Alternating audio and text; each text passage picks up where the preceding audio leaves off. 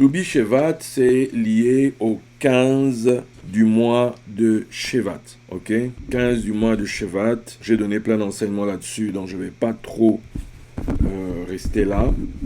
On dit par exemple que c'est maintenant que fleurit le premier arbre. Lui n'attend pas la sortie de l'hiver, mais déjà en plein hiver, il commence à fleurir. Hein. Ça, c'est l'amandier. Vous savez, dans la vision, dans Jérémie, où Dieu demande à Jérémie, que vois-tu? Jérémie dira, je vois l'amandier. Tu vois, l'amandier, c'est l'amandier hâtif. Tu vois, l'amandier hâtif, c'est-à-dire c'est celui qui fleurit avant même le temps pour tous les autres. Tous les autres doivent attendre, tous les autres attendent la fin de l'époque, attendent la fin de l'époque de l'hiver, mais lui déjà, pendant l'hiver, il se met à fleurir. Donc, ça nous parle d'une hâte, ça nous parle d'une accélération divine à ce sujet. Il est écrit quelque part, en ce temps-là, l'Éternel hâtera. En ce temps-là, l'Éternel hâtera les choses. Voilà. Donc, c'est vrai que il y a un moment où on peut avoir l'impression que les choses tardent, les choses traînent, mais il faut aussi reconnaître qu'il y a dans le plan de Dieu, il y a dans les capacités divines, la capacité aussi d'accélérer les événements, la capacité aussi de faire que les choses aillent très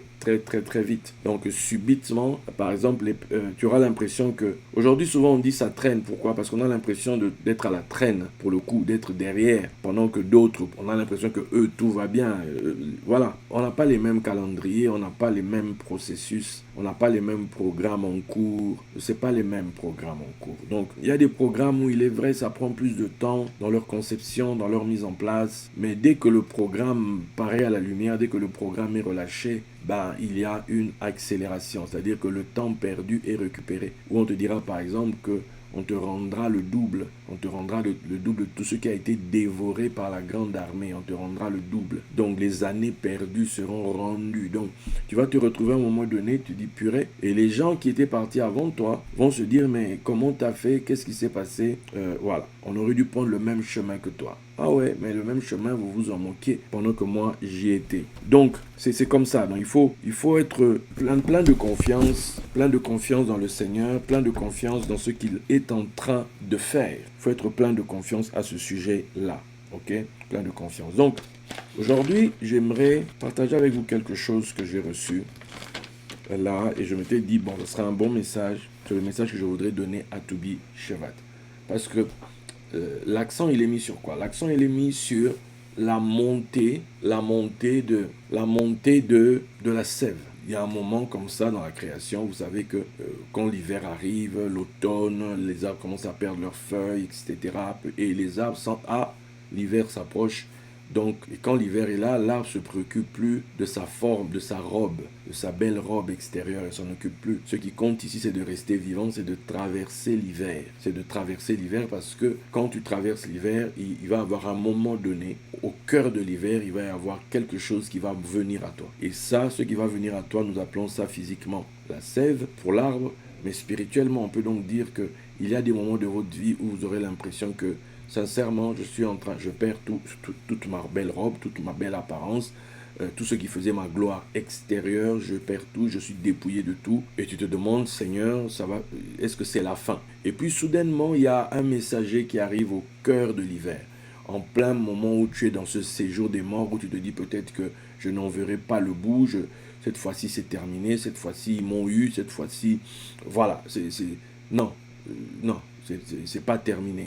La sève vient te dire, le messager vient te dire au cœur de l'hiver que ce n'est pas terminé, que ce n'est pas ton dernier hiver.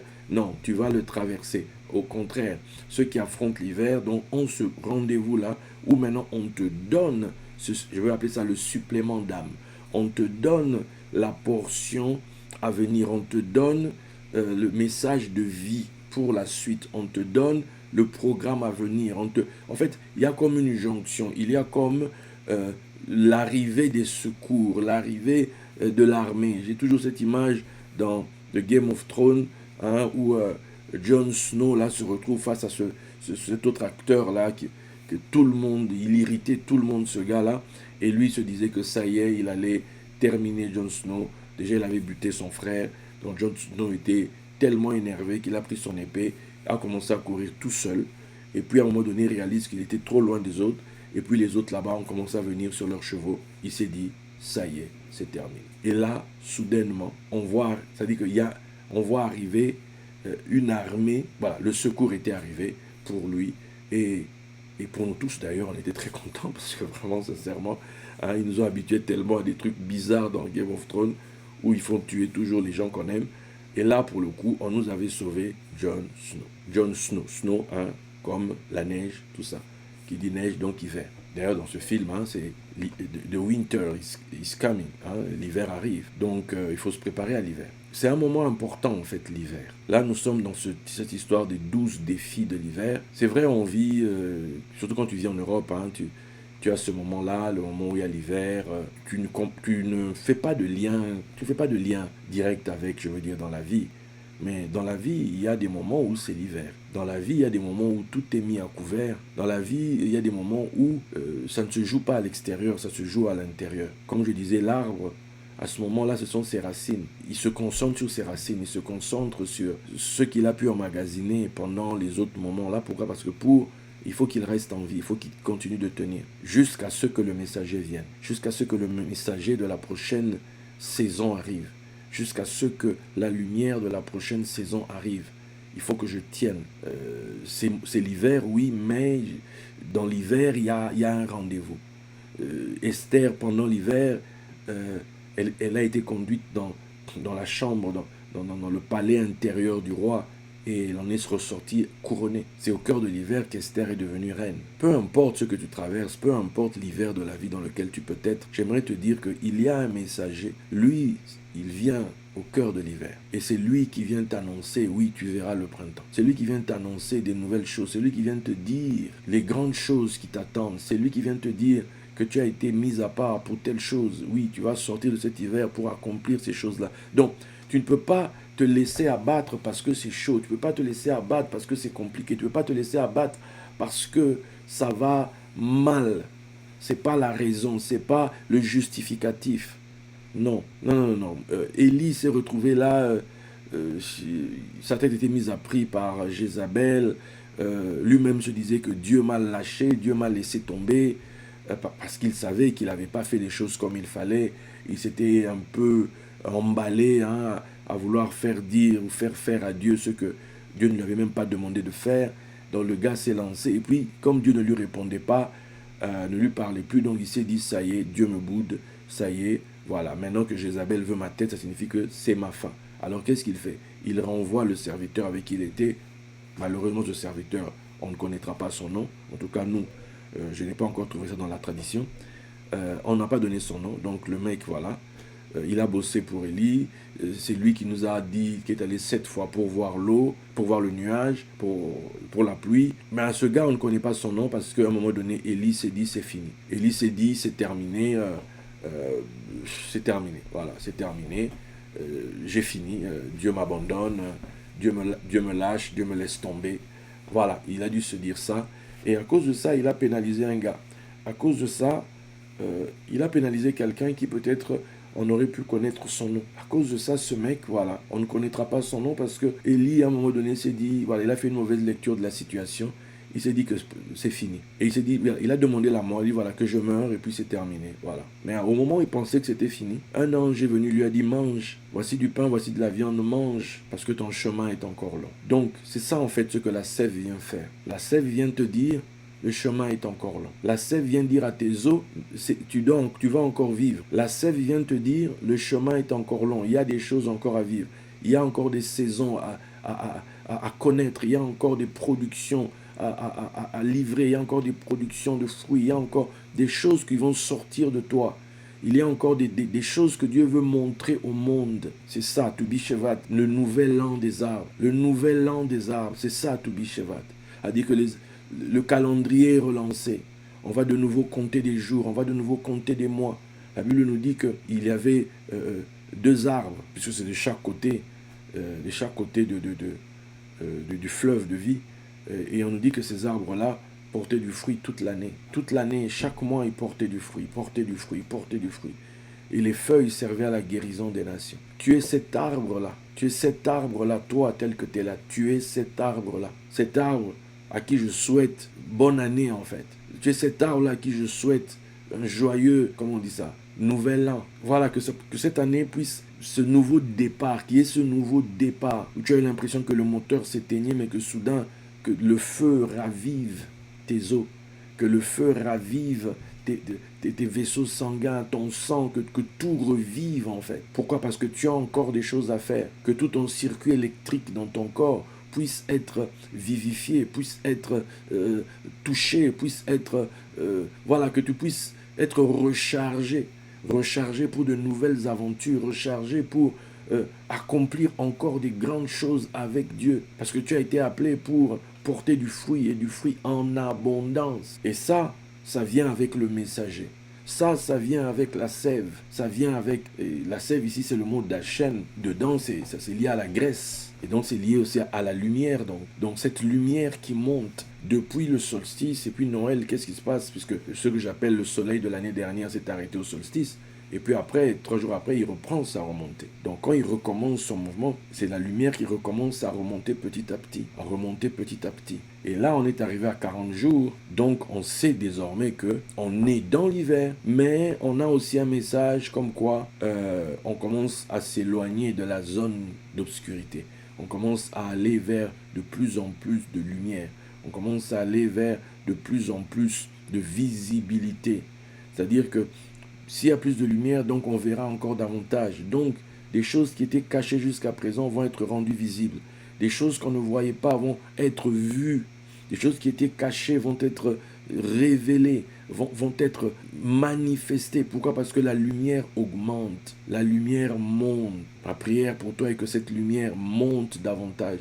Ma prière pour toi est que cette sève monte davantage jusqu'à ta pointe, à ta cime, que vraiment que cette sève monte et que tout ton arbre recouvre la vie, que cet arbre recouvre l'énergie, que cet arbre recouvre son peps pour pouvoir avancer et faire les choses. Donc c'est comme un renfort, voilà. C'est comme un renfort. Si on devait parler en termes militaires, c'est un renfort militaire qui arrive. Tu étais tout seul, tu étais là comme Josué, ils ont traversé le Jourdain quand on lit les Écritures et il avait Jéricho devant, Jéricho était barricadé, donc c'est comme si tu as un coffre-fort qui est là mais qui est barricadé, tu te demandes mais comment je vais faire pour entrer là-dedans. Il y a des fois Dieu te dit des choses et puis tu te dis mais comment je vais faire pour prendre ça. Mais Dieu, quand il dit quelque chose, il sait lui-même ce qu'il doit faire. La Bible nous dit qu'il est allé, il a envoyé, comment il s'appelle, Samuel. Il a envoyé Samuel pour aller oindre David dans la maison d'Isaïe. Donc on lui a apporté de l'huile, qui dit l'huile, donc la lumière, donc pour qu'on aille lui apporter la lumière au cœur on va dire de l'hiver. Donc le prophète Samuel, symboliquement donc, va dans la maison d'Isaïe et va apporter la lumière en disant c'est toi le roi. Mais quand il dit c'est toi le roi, il ne lui dit pas comment est-ce qu'il sera. Parce que quand il a oint Saül, il a dit à Saül, quand tu vas me quitter ici, voici ce qui va se passer. Donc il lui a dit comment est-ce que là, il allait devenir roi. C'est-à-dire comment est-ce que la royauté allait s'activer. Il le lui a dit. À Saül, Samuel a dit, tu me quitteras ici, tu arriveras au tombeau de Rachel. Là-bas, on te dira qu'on a retrouvé les ânesses. Là-bas, on te dira que ton père s'inquiète à ton sujet. Après, tu quitteras là, tu iras à un autre lieu, tu verras des hommes qui montent à Bethel. Ils te demanderont comment tu vas. Ils te donneront du pain, etc. Donc, après, tu les quitteras et tu arriveras au haut lieu. Là, tu verras des prophètes qui descendent, précédés des instruments de musique et en train de prophétiser eux-mêmes. Et quand tu les verras, l'Esprit du Seigneur se saisira de toi et tu seras changé en un autre homme. À ce moment-là, fais tout ce qui est dans ton cœur parce que Dieu est avec toi. Donc on le lui a détaillé, on lui a dit comment ça allait se passer. Donc pour lui, cette chose-là allait s'accomplir quand les prophètes allaient venir, quand ces gens-là avec des instruments de musique allaient arriver. Donc, bim, le shift allait s'opérer. Mais David, on ne lui a pas dit. En tout cas, on ne le lit pas. On a juste dit c'est lui ou un le. Mais comment est-ce que David allait entrer dans le truc? On ne dit pas. David n'avait pas 20 ans quand il a été roi. Il n'avait pas 20 ans. Puisque quand les gens vont à la guerre, lui, on ne l'a pas pris. Il n'avait pas 20 ans. Donc il devait avoir les mêmes âges que Joseph quand on a donné le vêtement à Joseph, dans les 17 ans par là. Donc, tu te retrouves, maintenant le gars, il va galérer sérieusement. Et ce n'est qu'au bout de l'âge de 30 ans qu'il va devenir déjà roi de Juda. C'est même pas encore roi d'Israël, puisque la prophétie parlait d'Israël. On n'avait pas dit que tu seras roi de Juda, roi d'Israël. Mais à 30 ans, il devient déjà roi de Juda. Mais comment ça s'est passé? Quand vous allez lire dans les chroniques, on va te dire, voici les vaillants hommes qui allèrent à David quand il était dans la forteresse dans le désert. Voici les personnes qui vinrent à lui pour assurer la domination sur Israël, pour lui transférer la royauté, selon ce que Dieu avait dit. Donc il y aura toujours, à un moment donné, un renfort. Il y aura toujours un renfort. Dieu va t'envoyer une armée. Dieu va t'envoyer des renforts. Comment il s'appelle? Je disais, Josué était là face à Jéricho. Et puis à un moment donné, on nous dit, quelqu'un est venu à lui. Ils se sont rencontrés. Qui es-tu? Es-tu avec nous, avec nos ennemis? Je suis le chef de l'armée de l'Éternel et je viens maintenant. Josué s'est prosterné. Quels sont les ordres? Si le chef de l'armée est là, c'est que l'armée est là. Selon qu'il est dit que l'ange de l'Éternel campe. L'ange de l'Éternel campe. Et c'est lui qui sauve, qui arrache les justes du danger. Il campe. C'est un camp. Celui qu'on avait vu, il était le chef d'un camp. Si tu prends Jacob, on nous dit que Jacob, quand il est arrivé, il a vu le camp de l'Éternel. Et là, le mot, c'était Machanaïm, c'est-à-dire au pluriel. Et la tradition dit que c'était deux camps. D'autres disent que c'était des anges, ceux qui devaient prendre le service et ceux qui terminaient, qui partaient. Donc, il y en avait apparemment, d'après la tradition, 600 000 d'un côté, 600 000 de l'autre. Donc, il y avait 1 200 000 anges, ce que la tradition raconte. Donc, le camp de l'Éternel. Donc, maintenant, quand on te dit que l'ange de l'Éternel campe, et on te dit que quand ils sortirent de l'Égypte, environ 600 000 hommes. Or, on nous dit, au bout de 430 ans, sortir toutes les armées de l'Éternel. Donc, tu peux essayer d'imaginer, c'est-à-dire le camp dont Josué n'était pas seul. Quand Dieu te dit quelque chose, quand Dieu t'envoie quelque part, tu dois savoir que tu n'es pas seul. Mais toi, il va d'abord te demander, toi, vas-y, on se retrouve là-bas. Mais toi, tu dois d'abord aller, en fait. Parce que quand on marche avec Dieu, tu dois marcher avec la foi. Or, la foi vient de ce que tu as entendu. Il te donne une espérance glorieuse. Et maintenant, tu dois d'abord agir. Maintenant, la foi, c'est maintenant, parce que tu as vu l'espérance, comme je l'ai écrit quelque part, je l'ai posté quelque part, tu dois maintenant danser aujourd'hui, tu dois pouvoir agir aujourd'hui, parce que j'ai l'espérance. L'espérance, maintenant, le plan global, le plan général. Maintenant que j'ai le plan général, ok, maintenant la foi va te faire agir. L'ainsi dit va te faire fonctionner now. Moïse, on lui dit va, on lui donne un bâton. Va là-bas, va dire ça. Moïse est allé, mais on l'a envoyé paître. On a envoyé Moïse paître. Pharaon ne voulait même pas entendre. Au contraire, il a augmenté les problèmes.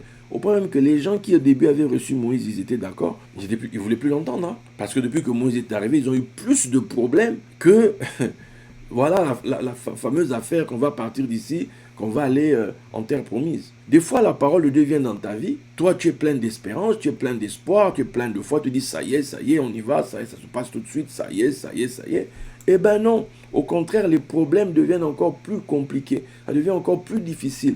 Tu as l'impression que Pharaon dit, mon œil, vous n'irez nulle part. Il verrouille tout de partout. Donc Moïse se retrouve là, un peu... tout bête devant Dieu, comprenant pas Dieu qui lui a dit de quitter le Madian où il était bien avec les troupeaux, et puis le peuple qui maintenant se plaignent parce que Moïse est devenu pour eux un fardeau, est devenu pour eux un scorpion, est devenu pour eux une source de problèmes. Alors qu'au départ ça allait quand même si c'était l'esclavage, mais quand même. Mais là même les moments de tranquillité, de repos, tout ça on avait tout sucré. Et le travail est devenu encore plus dur parce que Moïse est entré en scène. Et c'est là, quand Moïse est arrivé à ses limites, que Dieu entre en scène. C'est là que Dieu lui dit, maintenant moi, je te fais Dieu pour Pharaon, et puis Aaron, ton prophète. Mais quand Dieu l'avait appelé, quand ils étaient à Madian là-bas, il ne lui a pas parlé de ça. Il lui a dit, tu as vu le bâton là, jette-le. Jette. C'est devenu un serpent. Moïse fuit. Il dit, reviens, prends-le par la queue. Il prend par la queue. Il dit, maintenant, mets la main là. Il met. Regarde, oui, maintenant remets. Ok. Maintenant, donc, il dit, s'il n'écoute pas ces signes, il écoutera l'autre. S'il n'écoute pas l'autre, il écoute ça, etc. Donc, c'est tout ce qu'il lui a dit. Donc, Moïse va là-bas, ta confiance est dans le bâton. Lui, c'est le bâton. Mais maintenant, il réalise que même le bâton est échoué. On dirait que le bâton, ça va pas plus loin, quoi. Ça bouscule pas Pharaon.